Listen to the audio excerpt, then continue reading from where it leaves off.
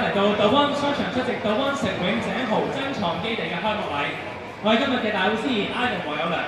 大家有冇睇過呢個漫畫大師永井豪嘅作品咧？我今日咧全部呈現晒喺呢個台上邊，包括有萬能俠啦，有呢一個愛女神啦，亦都有好多唔同機械人喺集合咗喺呢一個城打基地嘅。點解咧？就為咗慶祝我哋永井豪海外第一個大型嘅展覽。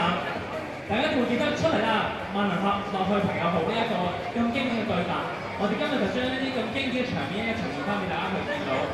呢個暑假咧，道灣咧將會重現翻。